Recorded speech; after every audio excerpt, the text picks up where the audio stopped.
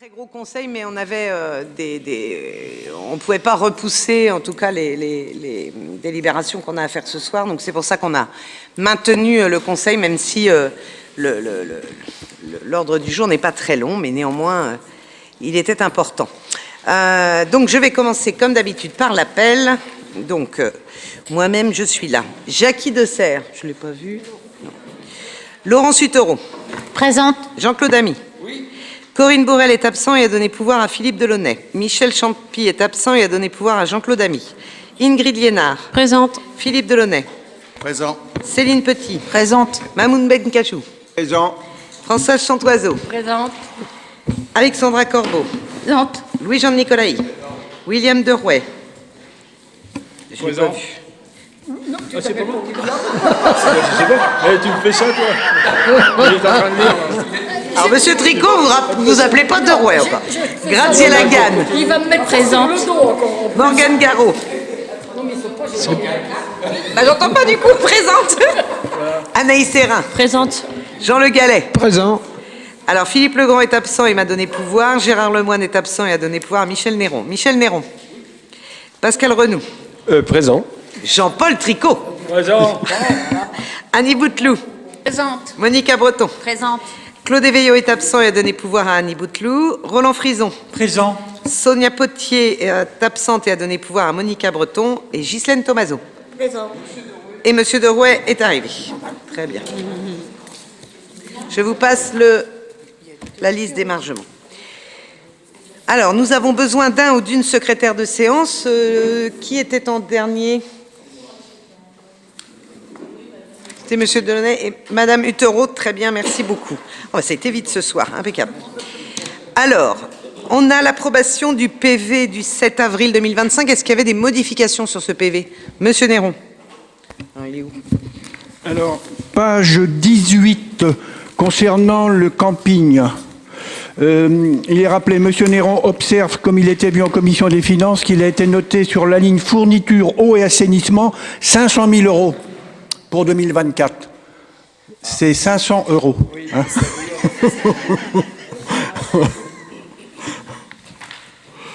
Et puis, petite observation, même si, in fine, la destination est la même.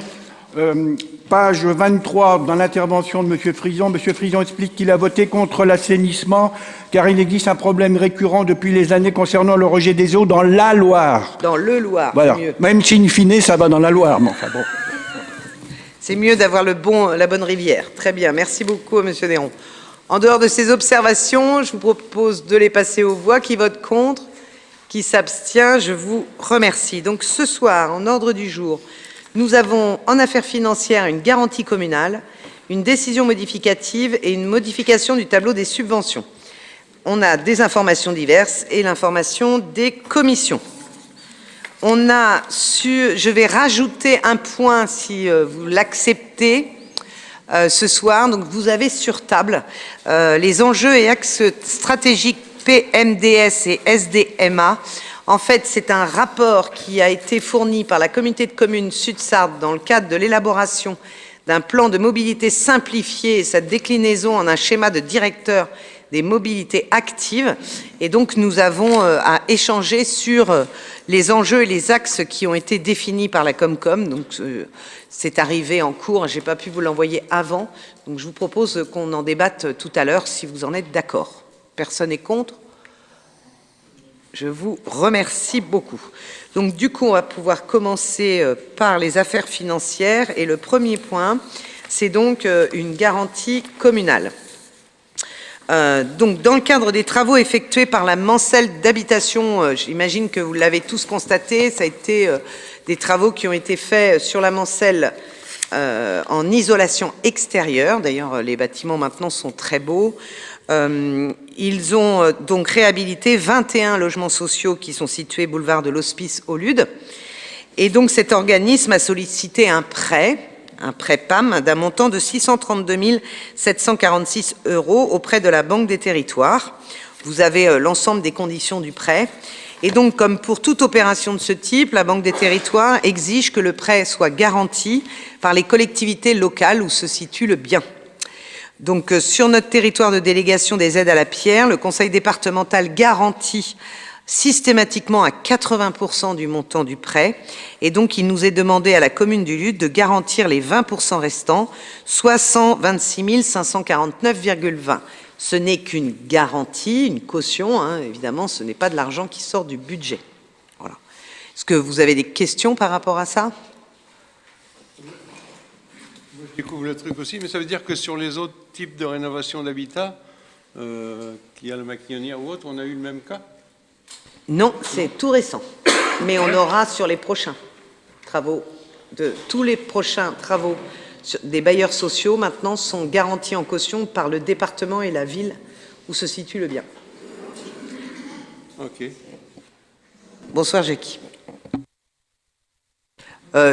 En fait, c'est des modifications, j'ai envie de dire, c'est un petit peu comme la modification qu'il y a eu aussi sur les EHPAD. Aujourd'hui, sur un EHPAD, la réhabilitation d'un EHPAD, elle est portée par le conseil départemental et 20% par la communauté de communes. Je vous rappelle, c'est ce qu'on a voté aussi pour la rénovation de l'EHPAD de Mansigny. Que ce n'est que des garanties. On n'est pas obligé de provisionner, alors? Non, on n'est pas obligé de provisionner, tout à fait.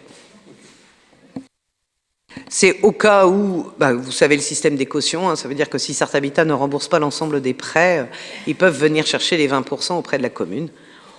Bon, je n'ai pas d'inquiétude majeure sur la santé financière de Sarthe Habitat pour le remboursement. Voilà. La Mancelle, pardon. Enfin, c'est un bailleur social. D'autres questions? Je vous propose de le passer aux voix. Qui est contre? Qui s'abstient? Je vous remercie. Le point suivant, c'est donc une décision modificative. Comme Corinne n'est pas là, je vais le faire. Donc en fait, on n'avait pas prévu de crédit au chapitre 21 sur la ligne matériel d'exploitation et donc l'équilibre budgétaire s'est opéré au chapitre 23. On a plusieurs matériels qui sont hors service et donc il a fallu les remplacer. Le compresseur et le préleveur pour l'analyse des boues. Donc vous voyez bien, c'est pour la station d'épuration.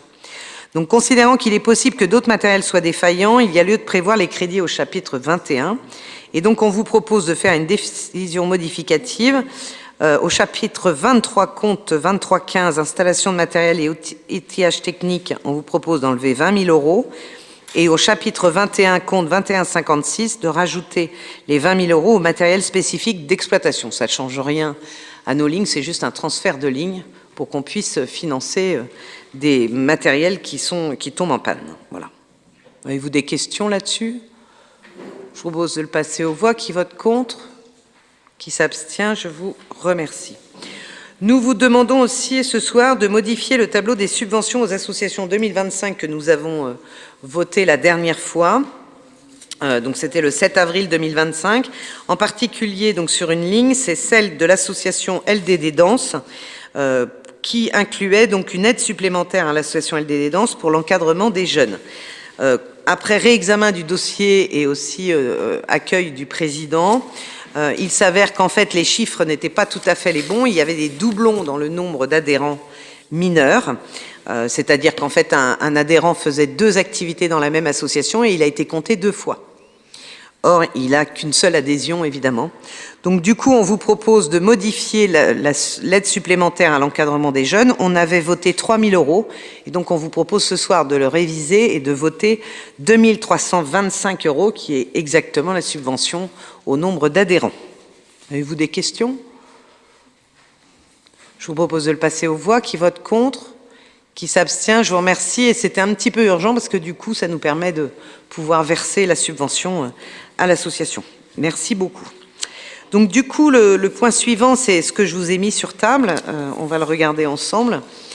Donc dans le cadre de ce plan modifié de mobilité simplifiée, les enjeux et les axes stratégiques que la communauté de communes, dans le cadre des ateliers mobilité qui ont été organisés sur la communauté de communes, ont défini communiquer et accompagner au changement de pratique. Sous-entendu communiquer autour du covoiturage, plutôt du vélo, alors même si c'est plus compliqué chez nous, évidemment, à part le vélo électrique qui fait un peu plus de distance. Valoriser les offres de transport en commun en déployant des services de rabattement vers les transports en commun. Travailler sur l'intermodalité au travers de différents aspects, vélo-train, covoiturage, train, vélo-bus, assurer une desserte en transport en commun efficace le long d'un principal flux identifié, desservir les pôles générateurs de déplacement au sein du territoire et à l'extérieur, la gare des Commois, la gare de Château-du-Loir, la ville de La Flèche, apaiser les centres-bourgs de certaines communes, assurer des aménagements cyclables continus et sécurisés, éclairage traversé, étoffer l'offre de mobilité alternative, covoiturage, transport à la demande, accompagner l'accès à la mobilité des personnes âgées et des jeunes, assurer une cohérence avec les territoires voisins et les petites villes de demain. Donc, vous avez les enjeux et axes stratégiques qui ont été définis par la communauté de communes. Avez-vous des réactions par rapport à ces enjeux et ces axes ?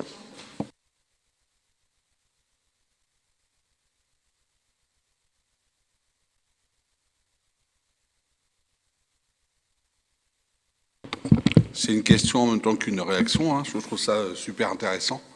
J'ai l'impression, après je peux me tromper, qu'il n'y a pas vraiment de lien entre La Flèche et le LUD en matière de bus, en dehors des bus scolaires.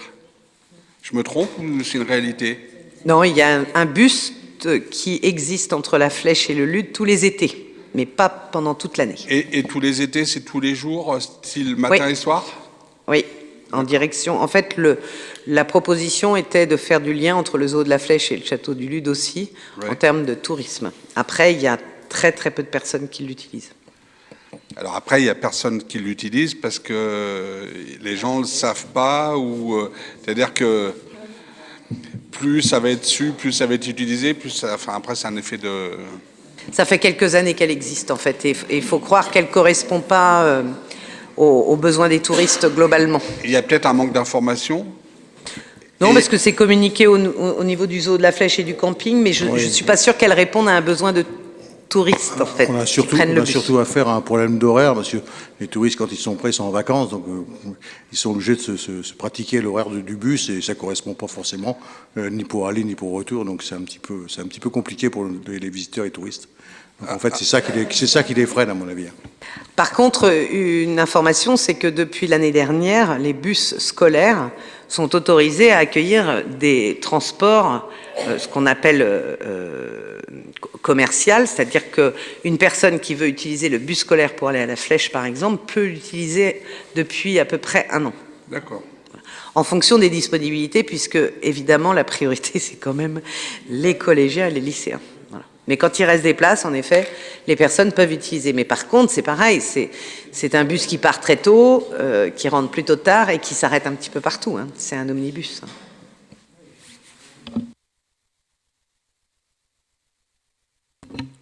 Que signifie apaiser les centres-bourgs? Alors j'ai eu la même réaction que toi en le voyant, je me suis posé la question aussi.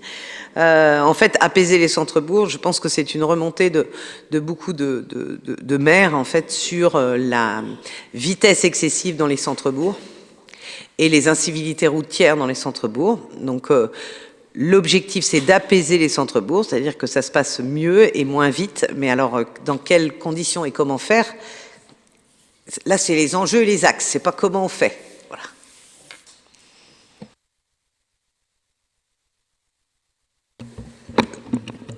Oui, c'est assez intéressant. La seule chose, c'est que l'essentiel dans les communes est mis en place par les maires, déjà. Et donc ça, c'est ce que va faire la communauté de communes, si j'ai bien compris.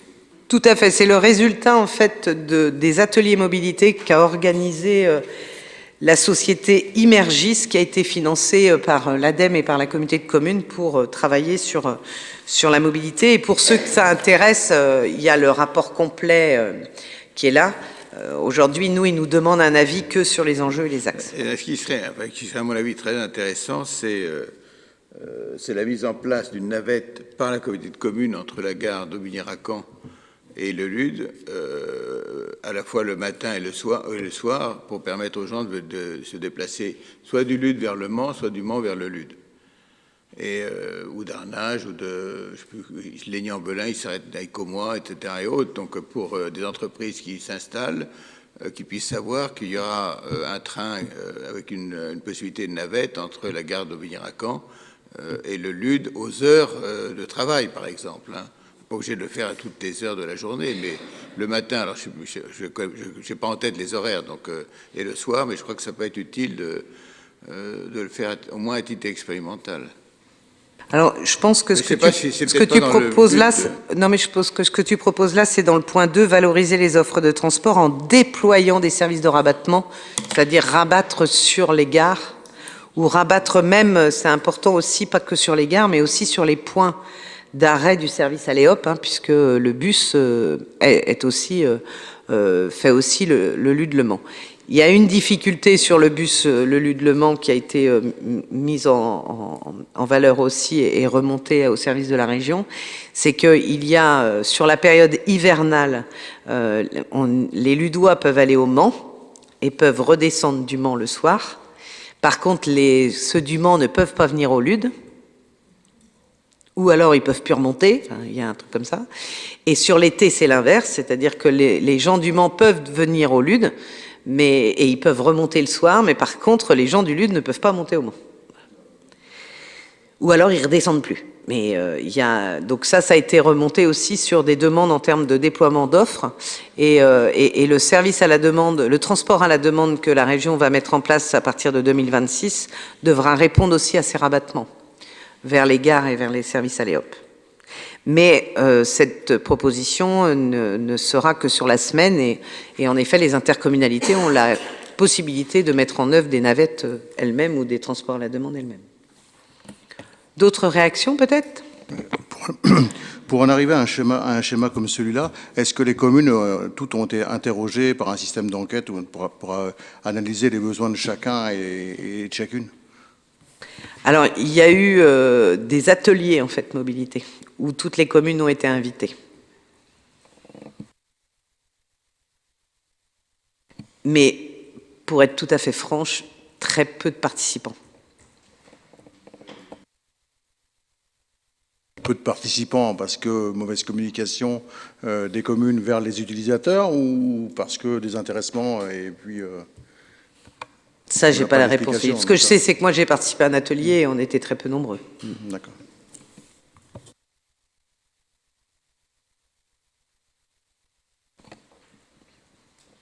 D'autres interrogations, non? Bon, donc je vais faire quand même... on va remonter l'avis avec la proposition quand même de navette intercommunale le LUD Aubigné aux heures du train. C'est sûr que le LUD Maillet, parce qu'il y a aussi une gare, mais ça fait quand même plus loin, que ce serait plus simple avec Aubigny. Très bien, parfait. Comment? Il y a une gare?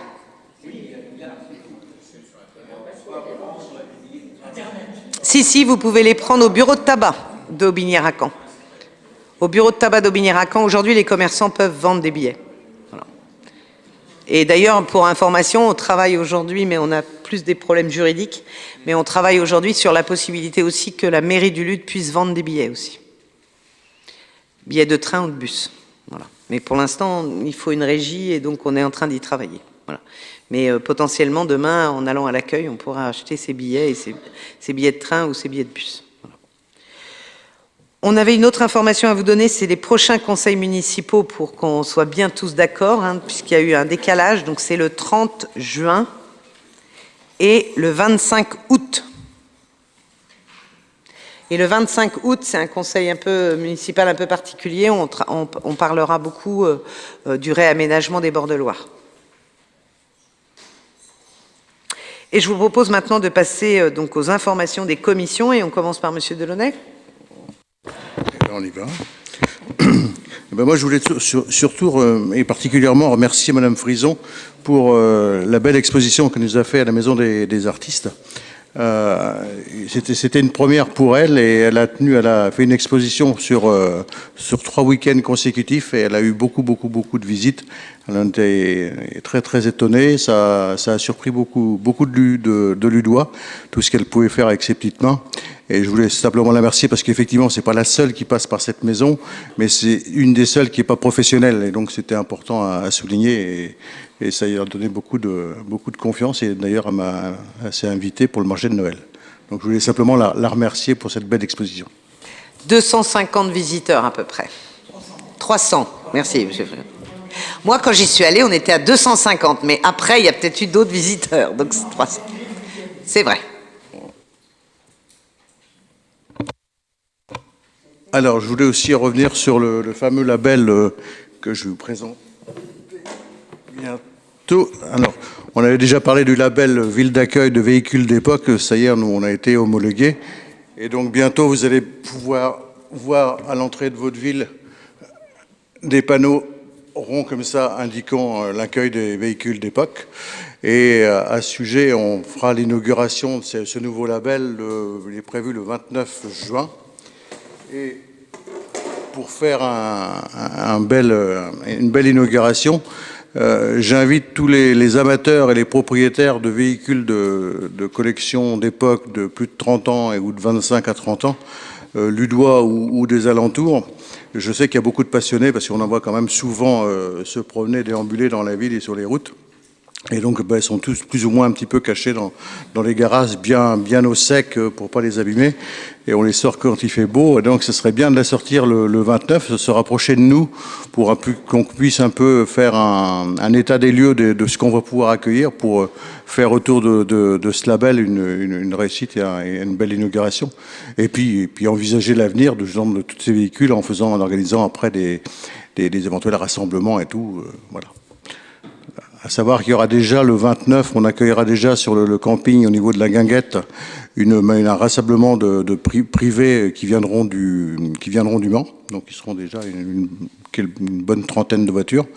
Donc nous, on a l'intention de faire une inauguration certainement ciblée sur la place du Champ de Foire avec des ambulations libres dans les rues, les gens qui pourront se promener, voilà. Donc voilà, avis aux amateurs, si vous êtes propriétaire de ce type de véhicule, n'hésitez pas à vous rapprocher de la mairie ou de moi-même pour qu'on vous enregistre et qu'on vous tienne au courant de l'évolution de cette journée. C'est qu'une 2 chevaux sur ton dessin. Non, le label, c'est l'accueil de véhicules d'époque. Donc ça implique tous les véhicules de plus de 30 ans, entre autres. Et à côté, on a aussi les 25-30 qui sont appelés les Youngtimers, qui sont aussi maintenant de plus en plus référencés dans les rassemblements et chez les pros. Les deux, mon âge de... Pourquoi pas? Ce sont ces véhicules. Tous c'est des véhicules roulants, il n'y a aucun souci. C'est pas de problème avec les mobylettes, j'ai pas de problème avec les motos. À partir du moment où c'est des véhicules d'époque, un véhicule, c'est pas forcément un 4 roues, effectivement. Hein. Voilà, mais ça peut être tout à fait sympathique. Hein, voilà. C'est une forte demande. Ça va toujours bien sûr dans ces labels. Ce label, il va toujours dans le sens du tourisme hein, parce que on a une forte demande. Il y a plein de gens qui veulent venir se poser au bord du Loir. Ils peuvent se poser sur le parking du camping. Ils peuvent se balader à pied. On a des restos. Ils font aussi beaucoup de visites via le château. Le château aussi, on accueille aussi quelques rassemblements de temps en temps. Et on sent qu'il y a une attirance de ces propriétaires à venir dans ces endroits et ces communes qui sont prisées touristiquement. Et donc, autant maintenant qu'on aura le label, on sera encore mieux. Et puis ça, c'est que du plus hein, pour nos commerçants, hein, nos restaurateurs et tout. Hein, quand on se balade et tout, c'est des sorties entre copains, on va au resto et tout. Donc tout le monde, il y a une économie à y retirer automatiquement, hein, que ce soit touristique ou économique. Monsieur Nicolai, vous vouliez parler? Non, mais d'abord, je voulais vous féliciter de passer cet accord parce que je crois que c'est très important.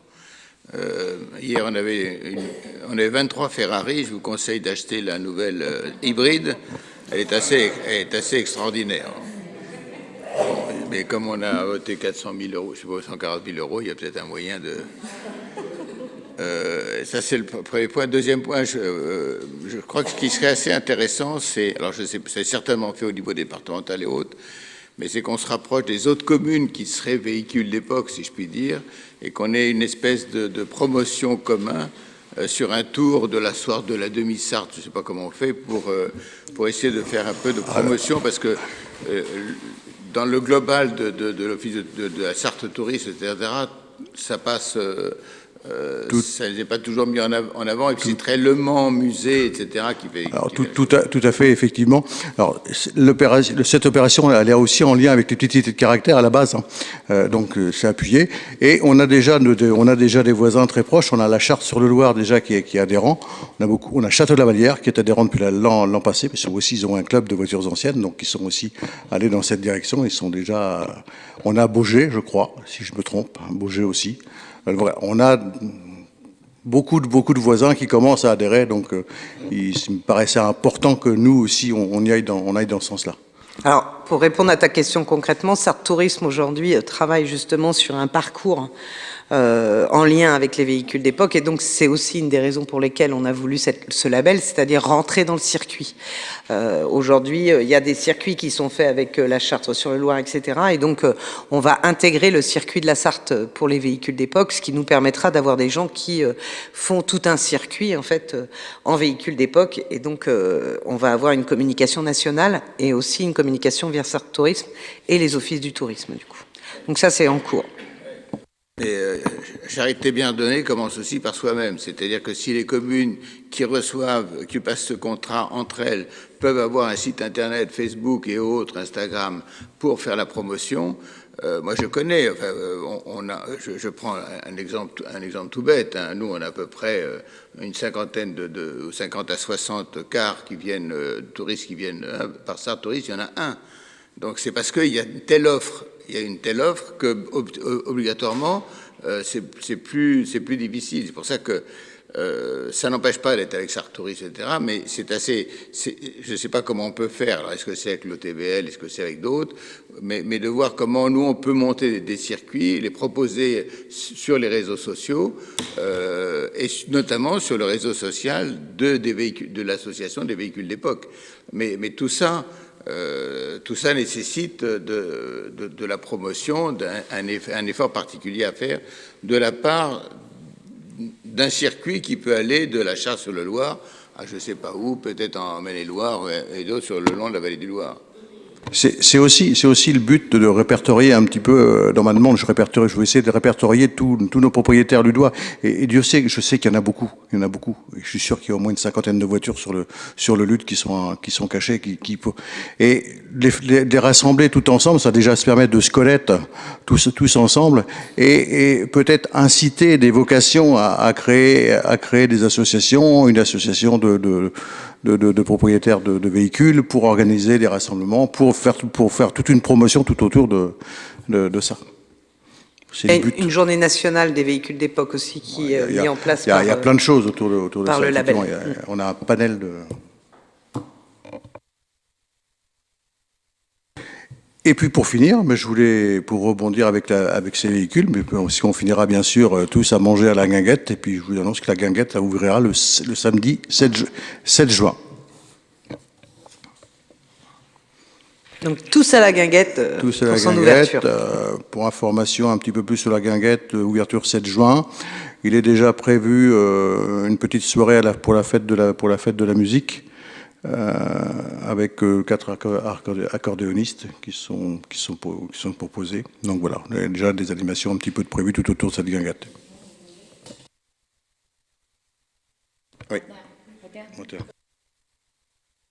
Oui. Oui, c'est ça, tout à fait. La fête de la musique, c'est le 21 juin. On communiquera sur les manifestations diverses.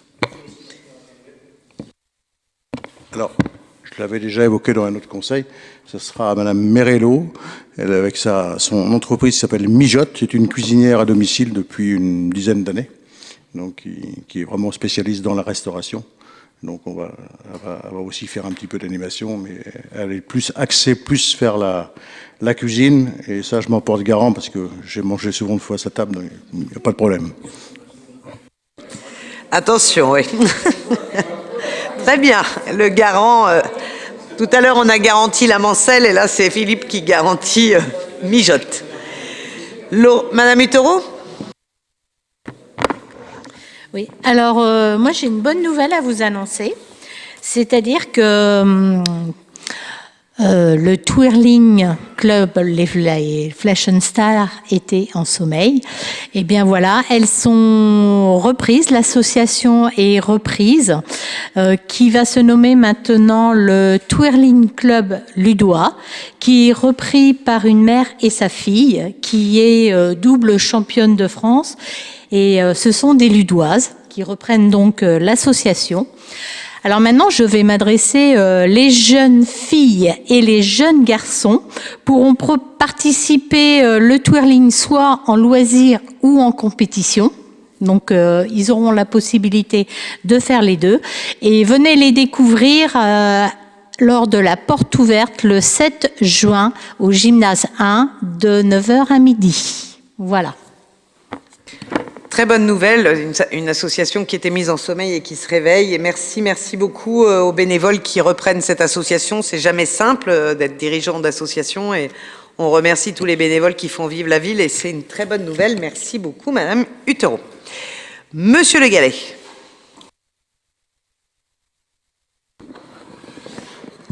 Attention au verre, oui, parce que ça va tomber, ça. Alors, des petites nouvelles du cinéma. Le mois d'avril a eu une fréquentation sensiblement égale aux autres mois depuis le début de l'année. Nous sommes toujours avec une moyenne par film à 40 spectateurs. Les Baudins ont attiré aussi 173 spectateurs. J'ai fait l'inventaire aussi des cartes d'abonnement. Nous avons 328 cartes d'abonnement depuis la création en août 2019 pour le cinéma. Des abonnements qui donnent une place gratuite après 5 entrées payantes. Et pour rassurer les gens, les cartes sont permanentes et se rechargent après chaque place gratuite attribuée. Parce que certains se posent la question, mais si. Au culturel, suite à l'annonce par le Carrois de la Flèche indiquant que nous sommes plus intégrés dans leur programmation des affranchis, nous avons pris la décision de maintenir le rendez-vous habituel du 4 juillet pour 2 spectacles de rue, tout public. Nous sommes en recherche actuellement de 2 spectacles et avons des pistes. Gratuit pour tout le monde. Gratuit pour tout le monde, voilà. Et assis dehors, ouais. Le festival Sortez Local s'est déroulé les 25 et 26 et 27 avril, organisé par l'association Le Ronsard.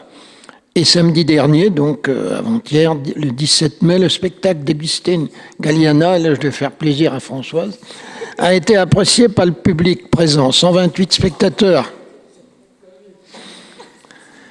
Donc je signale aussi que notre espace Ronsard sera fermé du 18 juillet au 18 août inclus.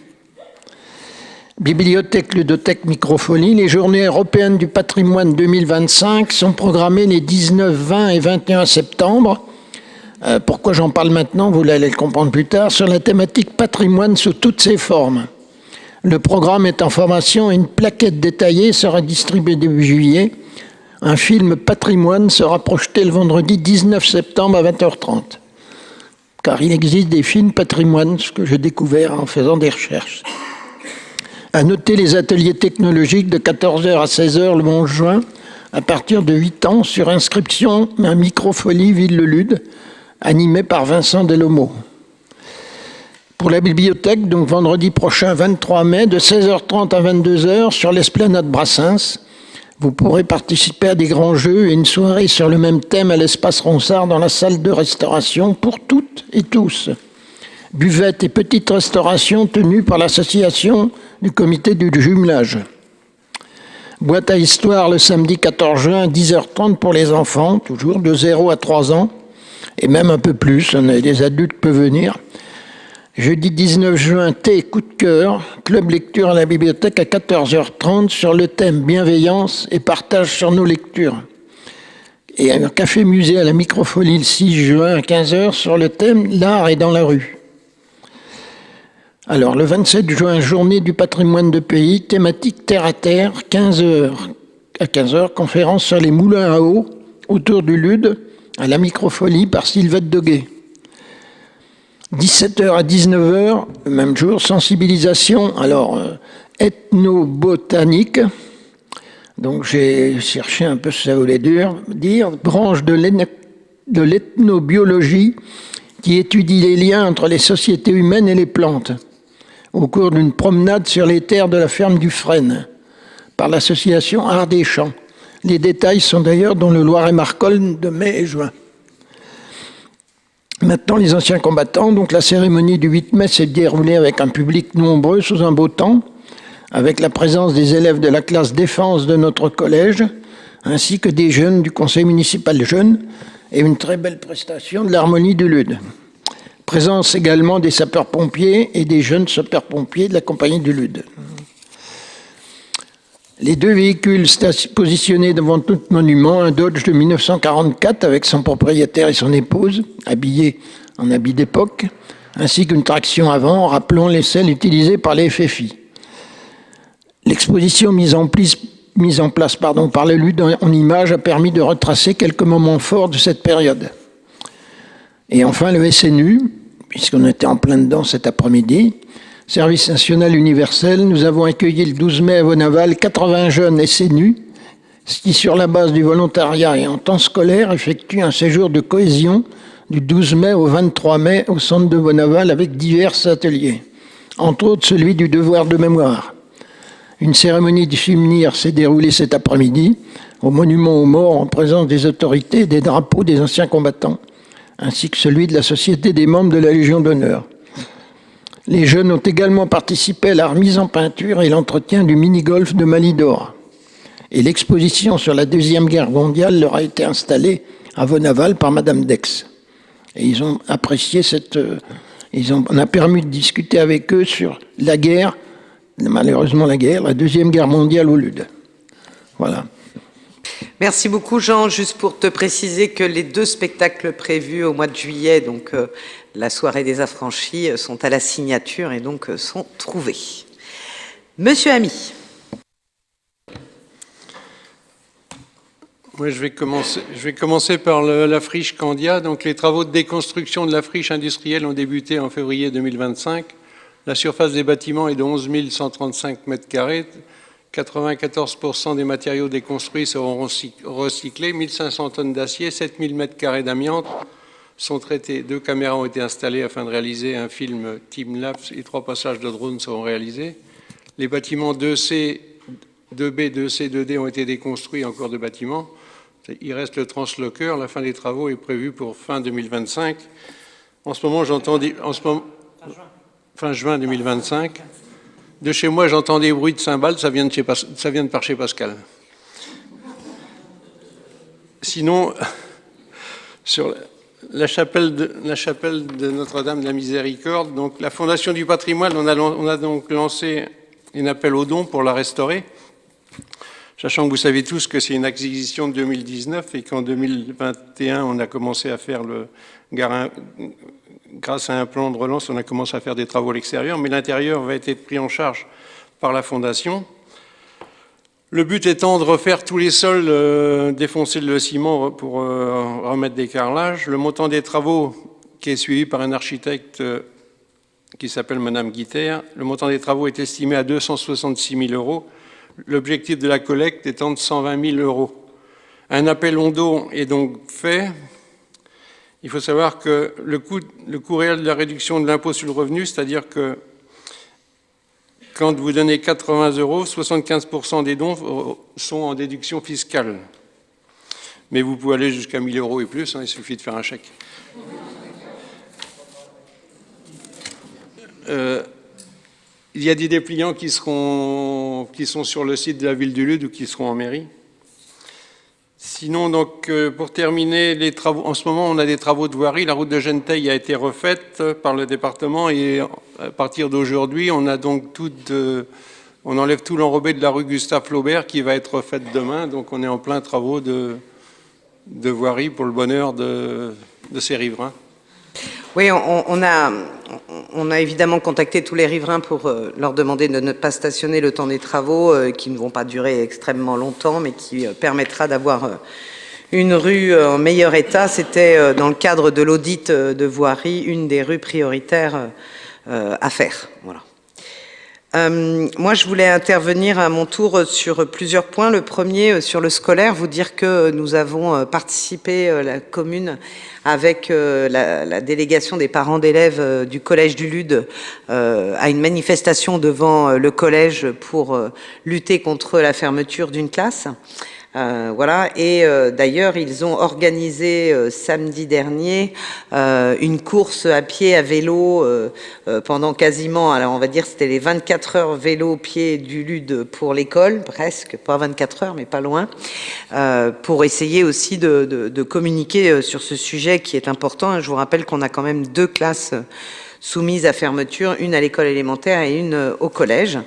Dans ce cadre-là, j'ai, après plusieurs appels, etc., j'ai fini par avoir la directrice académique qui m'a reconfirmé que la décision de fermeture concernant, en tout cas, l'école élémentaire serait remise sur la table fin mai, début juin, en fonction des effectifs prévus et des inscriptions potentielles qu'on a pu faire. C'est pour ça qu'on a fait plein de communications sur inscrivez vos enfants à l'école élémentaire, même en avance, pour qu'on puisse montrer une augmentation des effectifs pour pouvoir négocier l'annulation de cette fermeture de classe. Donc, je vous tiendrai informé fin mai, début juin du comptage, puisqu'on avait quand même 7 élèves en moins par rapport à l'année dernière, ce qui avait justifié auprès de la direction académique de cette fermeture. Et puis le dernier point quand même qui est important, parce que même si c'est une démarche qui a été faite sur les réseaux, mais je pense que le conseil municipal doit être au courant, la commune du LUD est propriétaire pour le moment d'un chiot. Donc pour éclaircir la situation pour tout le monde, un chiot de 2 mois avec une patte avec multiples fractures a été découvert sur la voie verte par un passant, a été emmené chez le vétérinaire le 7 mai. Le vétérinaire, après examen et radio, a constaté de multiples fractures à la patte, fractures qui n'étaient pas forcément très récentes. Donc un chien soit écrasé par une voiture, soit maltraité. Sans identification, sans puce, donc qui n'appartenait à personne. Donc j'ai pris la décision d'aller le chercher chez le vétérinaire le 7 mai parce que je ne souhaitais pas que ce chiot, nous ne pouvions pas le mettre dans notre chenil, il est trop petit, 2 mois, il ne pouvait pas tenir dans le chenil, et je ne souhaitais pas qu'il reste dans une cage tout seul sur le long week-end, puisque évidemment il y avait le 8 mai qui était férié, le 9 était par rapport aux vétérinaires et aux instances, donc voilà, je l'ai récupéré. Le 9, nous avons fait un point avec les organismes de protection animale, et donc ce chien devait subir une opération assez d'urgence pour sa patte, sinon il aurait été handicapé à vie. 2 solutions, l'amputation qui était pas chère, mais le chiot de 2 mois serait retrouvé avec 3 pattes, et l'opération qui avait un coût très élevé, estimé autour de 1 500 €. J'ai donc mis des photos sur les réseaux sociaux pour essayer de retrouver le propriétaire. Bon, c'est un chiot de 2 mois non pucé, non vacciné, et vu l'état de sa patte, évidemment, aucun propriétaire n'est venu me demander de rembourser les frais de vétérinaire. Et donc, le vendredi 9 mai, je l'ai donc emmené à Tours rencontrer un chirurgien pour l'opération. Et donc, le chiot a été opéré le lundi suivant en urgence. Il a 4 broches dans la patte, multiples fractures très importantes et 4 broches qu'on devra enlever par la suite, puisque sinon ce chiot va grandir et donc on ne peut pas laisser les broches. Donc des coûts aussi d'enlèvement. Et la facture donc est de 1 400 €. Le fait de l'avoir mis sur les réseaux a créé quelque chose que j'ai eu du mal à gérer en fait, puisque un engouement très très fort de la part de la population, que je remercie évidemment, avec une volonté de la part de tout le monde de vouloir aider ce chiot. Et nous avons été contactés très rapidement par le Rotary Club de Maillet, qui fait une action pour la fête des mères dimanche prochain. Il vend des petits déjeuners, et donc tous les bénéfices de cette action viendra rembourser les frais d'opération de la petite chienne. Et l'ensemble des habitants nous demandent aujourd'hui de mettre une cagnotte en ligne pour pouvoir, alors non pas sauver la chapelle, mais rembourser les frais de vétérinaire de cette petite chienne que j'ai prénommée Athéna, puisque c'est l'année des A, et je trouvais qu'elle était assez guerrière quand même après tout ce qu'elle a vécu. Et donc, pour l'instant, on est en train de voir juridiquement comment c'est possible, parce qu'une collectivité monter une cagnotte, c'est pas simple. C'est plutôt une association, normalement, qui monte des cagnottes. Donc, pour rassurer la population, on est bien sur la volonté de faire cette cagnotte, mais nous voulions avant avoir le montant exact des frais engagés, puisqu'il y a l'opération qui donc a coûté 1 400 €, il y a les médicaments, les radios qui doivent être faits toutes les semaines quasiment pendant 1 mois, et donc jusqu'à sa convalescence. Donc je voudrais qu'on prenne l'ensemble des frais pour que ce ne soit pas la mairie qui les supporte dans son ensemble. Et à la sortie de la convalescence de ce chiot, il pourra être potentiellement adopté par ceux qui y tiennent déjà beaucoup. Alors, bon, voilà, je vous en tiendrai informé. Je sais que j'ai eu beaucoup de gens qui m'ont proposé de l'adopter à condition que la mairie finance évidemment l'opération, mais je veux dire, aujourd'hui, la chienne est en sécurité en famille d'accueil, et donc on fera le point ensuite, soit la famille d'accueil le gardera, soit... mais je vous tiendrai informé. Pour l'instant, en tout cas, elle est sous protection juridique de la commune, comme tout être vivant abandonné sans propriétaire ou sans parents. C'est donc la tutelle de l'État ou de la commune qui se met en ordre de marche. Donc aujourd'hui, elle est sous sauvegarde de justice communale. Voilà, pour expliquer un petit peu. Mais elle va très bien, mais ça se passe pas, c'est pas facile, parce qu'un chiot de 2 mois qui ne doit pas bouger, imaginez ce que c'est. Voilà. Donc on l'a installée dans un lit bébé pour limiter ses déplacements. Elle a mangé le lit bébé. Donc c'est pas simple, mais on y arrive. Voilà. Mais je vous donnerai des nouvelles, mais voilà. On a essayé le parc en bois, mais elle a sauté par-dessus malgré tout le plâtre qu'elle a. Ouais. Donc, c'est pas si simple. Voilà. Mais on va y arriver, on va y arriver. Je vous propose de passer aux questions, Monsieur Frison.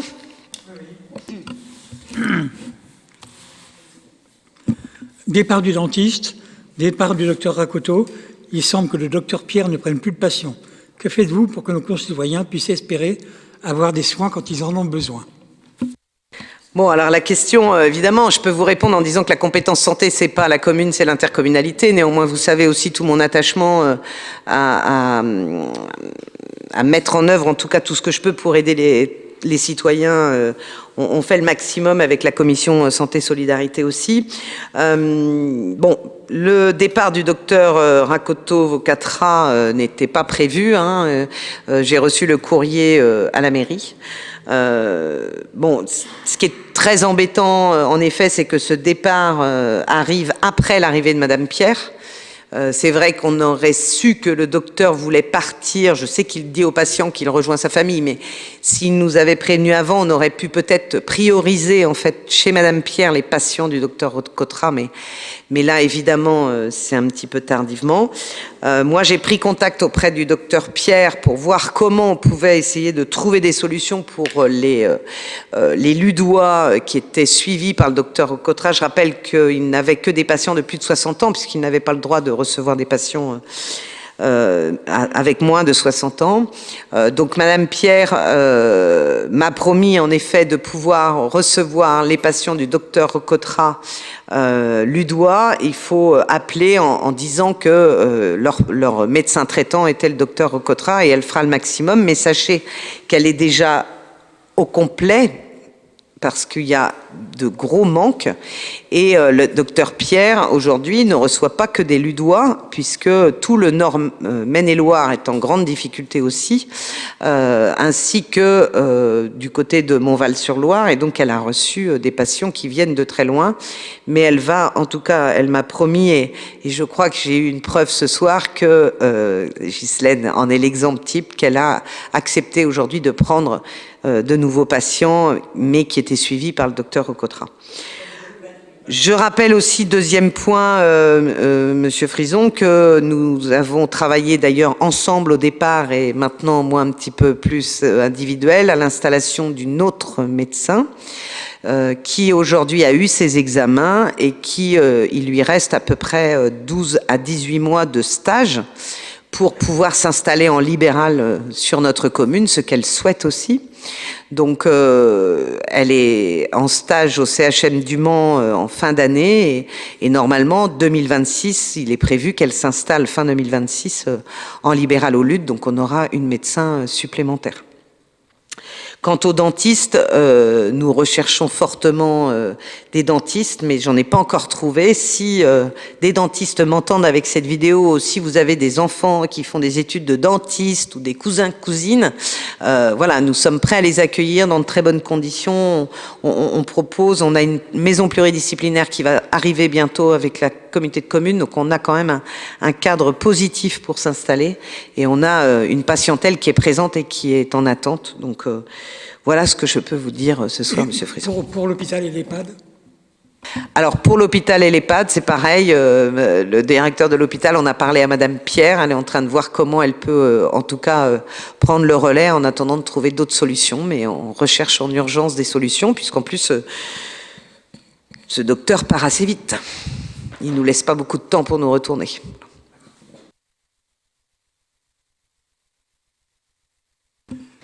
Nous avons vu dans la presse qu'un grand nombre de maires du département avaient signé un appel à revoir le mode d'établissement des médecins. Mais vous n'êtes pas cité, ça nous oublie.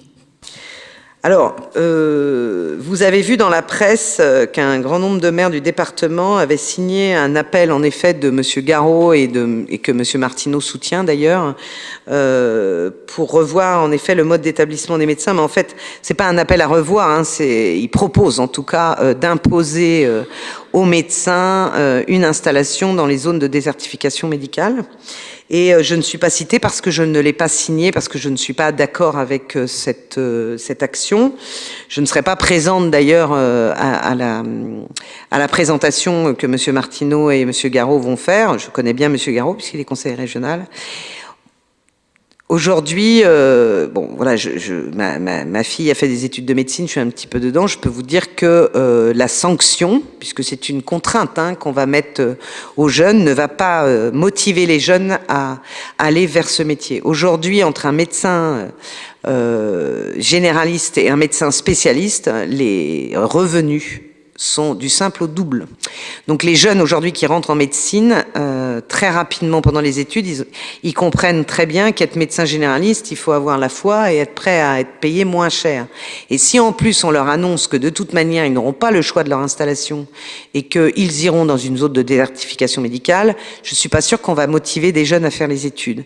Et aujourd'hui, le problème majeur qu'on a en France, ce n'est pas l'installation des médecins, c'est le nombre de médecins. On a, moi je peux vous donner les chiffres en tout cas sur la faculté de médecine d'Angers. On parle souvent de numerus clausus ou de numéro apertus. En fait, vous pouvez ouvrir, si vous voulez, 100, 150 ou 2000 places de médecins. Si vous n'avez pas les étudiants qui sortent avec le diplôme au nombre correspondant, ça ne change rien.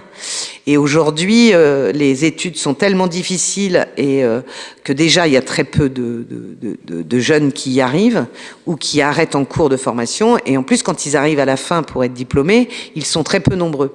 Donc, je ne suis pas sûre aujourd'hui, en tout cas, je ne soutiens pas, dans un premier temps, vous voyez, je suis quand même un peu... dans un premier temps, je ne soutiens pas le fait de contraindre les médecins à s'installer dans les zones de désertification médicale. Moi, j'avais rencontré des médecins qui m'avaient dit qu'il y avait une chose qui aurait pu être intéressante, c'était de valoriser les actes médicaux dans les zones de désertification médicale. C'est-à-dire qu'en gros, un médecin libéral qui décide d'aller dans une zone de désertification médicale gagne un petit peu plus cher que celui qui va dans une zone où il y en a plein de médecins. Déjà, ça pouvait être une valorisation. J'aimerais qu'on passe par la valorisation avant la contrainte. Voilà. Donc c'est pour ça que je n'ai pas signé.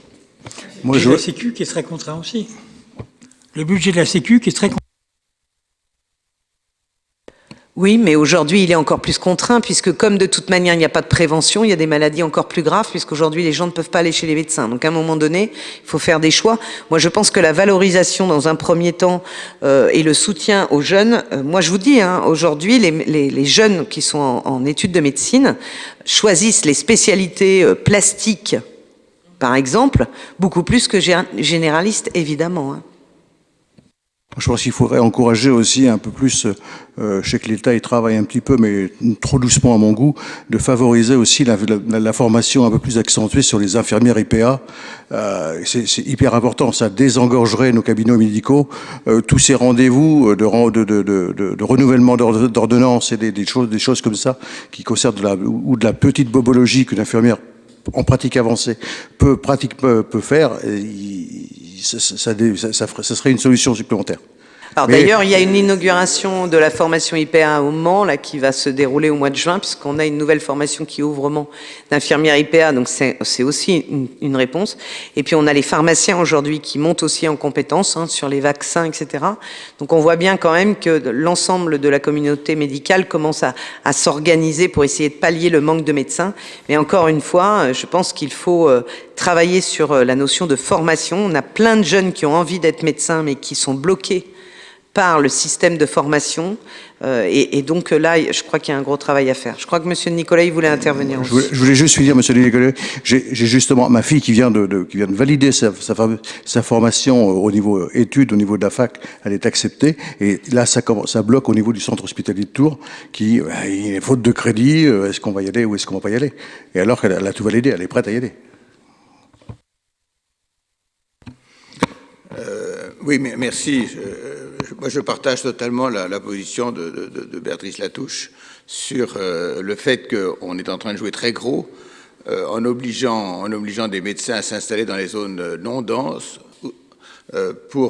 parce qu'après, ils vont choisir, comme Madame le maire le disait très justement, ils vont choisir d'autres spécialités plutôt que la médecine générale, sachant que comme ça, ils seront tranquilles de ne pas être obligés. Ce que je crois, ce qui est important aujourd'hui, et tu l'as dit, c'est qu'il y a une vraie prise de conscience de cette problématique. Et donc, le Sénat a voté à l'unanimité pour les infirmières à pratique avancée. Ça va passer à l'Assemblée. On ne sait pas où ça va aller dans l'Assemblée. Ça, c'est un autre problème. L'Assemblée est en train de préparer, travaille sur la loi ce qu'on appelle la loi Garot. Le Sénat a voté aussi une proposition pour essayer d'amélioorer en effet le soutien aux médecins qui viendraient en zone non dense. J'espère qu'on trouvera une solution entre l'Assemblée et le Sénat pour que quelque chose soit important. Ce que nous disons maintenant, c'est que il faut que pour l'installation de médecins en zone très dense, il y ait l'accord de l'ARS. C'est-à-dire que l'ARS puisse dire, écoutez, essayons de travailler ensemble pour trouver une solution pour que vous installiez pas dans ce département-là, peut-être en bordure du département, dans un autre département qui est en zone moins dense, comme ça vous aurez aussi des clients qui pourront venir des patients, on parle de clients, mais plutôt des patients qui pourront venir des deux, mais je crois que c'est important. Moi, je voudrais remercier la commune d'abord d'avoir permettre maintenant de faire cette maison médicale, c'était extrêmement important. On l'avait commencé, si je puis dire, avant avec l'hôpital, parce que je pensais, moi, à l'époque, que ça serait utile, et ça a permis d'amener le docteur Rakoto par son ami, ou je ne sais pas comment il s'appelait, le docteur qui était à l'hôpital, et à cette époque-là, comment ? Oui, c'est ça, le docteur Ruffin qui était à l'hôpital et qui a permis d'amener le docteur Rakoto. Maintenant, le docteur Ruffin est parti et donc le docteur Rakoto rejoint aussi son Ardenne natale, c'est pas tout à fait natal parce qu'il est de Madagascar, mais son Ardenne de formation plutôt, de formation. Mais je pense que c'est extrêmement important que cette maison médicale soit mise en place. Et qu'à partir de ce moment-là, comme ça s'est passé heureusement, à Maillé, où ils ont maintenant 2 médecins supplémentaires, ils ont 2 médecins, ils n'ont pas supplémentaires, ils ont 2 médecins, je crois. Oui, pas supplémentaires, non, ils ont 2 médecins. Eh bien, au LUD, j'espère que les médecins, parce que c'était le grand drame qu'on a eu à l'époque du docteur Delisée, c'est qu'on avait voulu faire une maison médicale, mais le docteur Delisée avait dit d'accord, mais moi je n'y vais pas. Mais je suis d'accord pour la maison médicale, mais je n'y vais pas. Alors comme c'était celui qui avait la plus grosse patientèle, c'était quand même à l'époque un peu compliqué. Donc la maison médicale a été retardée à cause de cela. Aujourd'hui, je suis persuadé que en prévenant les médecins et les nouveaux médecins que tu vas avoir prochainement, dont la dame, celle qui est là, en leur disant est-ce que vous êtes déjà d'accord pour rejoindre la maison médicale, ce qui sera extrêmement important. Ça va donner confiance à d'autres médecins de savoir que les médecins du secteur déjà rejoignent la maison médicale parce qu'elle va être bien mise en place et autres. Donc, je crois que moi je suis moins pessimiste. Alors bon, il y a des effets de manche aussi de certains élus, etc. et autres qui disent voilà, on a un bon truc pour taper sur tout le monde, etc. et autres, trouver des solutions, forcément. Mais je suis moins pessimiste. Je suis plus pessimiste sur le côté où maintenant où les patients arrivent chez le médecin en disant voilà docteur, voilà ce que j'ai regardé sur internet, j'ai tous les symptômes, il faudrait me donner tel médicament. Donc je reconnais que pour les médecins c'est pas rigolo à chaque fois que le patient arrive en disant moi j'ai cette maladie là, il faut me soigner de cette façon-là. En tous les cas, moi je félicite la mairie du Lude d'avoir pris vraiment en compte ce problème. Je suis persuadé qu'on trouvera des solutions. À très court terme, non, mais à court terme, oui. Monsieur Nicolas, je voulais juste dire, je ne tape sur personne. Je fais part de mes inquiétudes, des inquiétudes de la population, c'est tout. Je voulais préciser en plus qu'on vient de signer il y a quelque temps un contrat local de santé, j'en ai fait partie, qui est très ambitieux, mais il décline des objectifs, mais pas du tout les moyens. Quels moyens il faudra les mettre en application. Et pour l'instant, il n'y a pas de commission santé prévue à la Comicom. Il n'y a pas de date. Donc le contrat local est signé, mais on a un bon contrat local. On a une base en tout cas, et puis maintenant il faut y travailler. Après, tout est lié aussi à l'attractivité. Nous, tous les ans, on travaille avec le magazine SAMU qui est distribué à l'ensemble des médecins, en particulier dans les hôpitaux, etc. Et vous pourrez regarder, tous les ans, il y a une annonce en fait qu'on finance sur les deniers communaux pour communiquer sur l'installation de médecins. Et là, on a évidemment cette année mis l'accent sur les dentistes, puisque c'est aussi ce qui nous manque.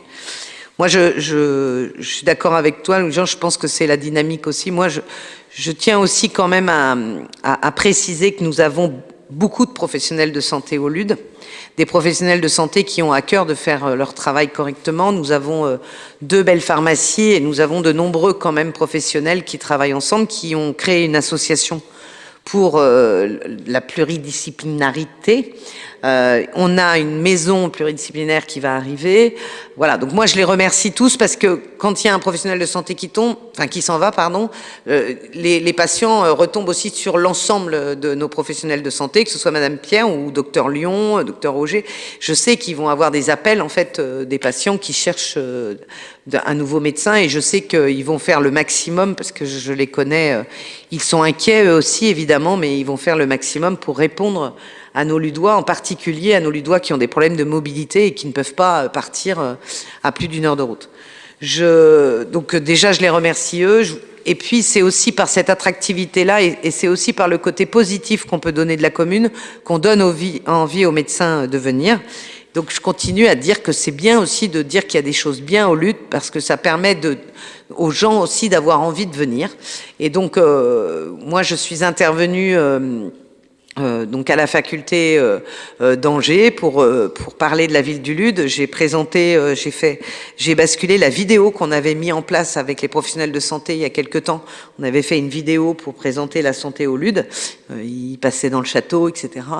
Et voilà, on a quelques contacts avec des professionnels qui sont intéressés, qui nous appellent, qui appellent sans doute d'autres communes aussi et qui voient en fait, le problème majeur, je vais être clair, c'est qu'aujourd'hui, il y a une montée des enchères aussi. C'est-à-dire que le professionnel qui appelle, il sait qu'il est très recherché, donc c'est la commune qui donnera le logement, qui donnera le local pour pas de loyer, pas de charges, etc. Et donc, ils font des comparaisons financières. Donc c'est parfois difficile. Notre maison médicale, je rappelle que nous avons financé quand même à hauteur de plus de 300 000 € place du Champ de Foire, aujourd'hui est complète et on ne peut pas mettre de professionnels de santé dedans puisque en fait les professionnels qui y sont s'y sentent très bien et c'est complet. Donc on a quand même, je rappelle, une sage-femme, une orthophoniste, des infirmières et une ostéopathe. Et orthophoniste et sage-femme, toutes les communes n'en ont pas. hein. Et on a une deuxième sage-femme qui d'ailleurs intervient aussi et avec qui j'ai rendez-vous là pour penser à l'avenir sur le lutte. Donc on voit bien quand même qu'il y a on a installé Madame Pierre, c'est extrêmement rare d'installer un médecin sans avoir payé un cabinet hein, pour aller la chercher. On a une deuxième médecin qui va arriver dans les temps qui viennent, certes pas demain, mais qui vient, donc on y travaille. Je crois qu'il faut être optimiste, mais je comprends en même temps, voilà, Monsieur Frison, hein, je comprends que quand on est patient et qu'on apprend que son médecin s'en va, dans les conditions actuelles, c'est très stressant en se disant, est-ce qu'on va retrouver un médecin qui va s'occuper de moi? Ça, c'est sûr. Voilà. Donc je le comprends très bien. Je vous dis, Madame Pierre va faire le maximum si vous l'appelez en disant que votre médecin de référence est le docteur Orcotra. Je pense que le docteur Lyon et le docteur Auger vont aussi faire des efforts pour essayer de soutenir nos ludois en difficulté. Mais c'est sûr que c'est une vraie difficulté d'avenir. Maintenant, voilà, pour répondre à votre question, moi je pense qu'il faut valoriser le métier, il faut pousser nos jeunes à faire ce métier-là. On a besoin de médecins et plus on mettra de contraintes sur ces emplois, moins on en aura. Je rappelle quand même que nous vivons, et vous le savez tous, dans une société où la contrainte est très mal vécue. Et donc aujourd'hui, dire à quelqu'un tu vas faire ce métier-là, mais tu vas avoir l'obligation de vivre dans un endroit où il veut pas, c'est quand même très compliqué. Donc voilà. Donc j'aimerais bien qu'on passe par la méthode valorisation avant de faire la contrainte, mais bon, voilà pourquoi je ne soutiens pas, même si peut-être qu'à terme, Monsieur Frison, la contrainte sera peut-être obligatoire si on n'arrive pas à s'en sortir. Voilà. Pas d'autres points? Eh ben, écoute... ça me rassure. Des fois, j'entends souvent, au lieu d'il manque un marchand de chaussures, je vois qu'il y a bien d'autres priorités.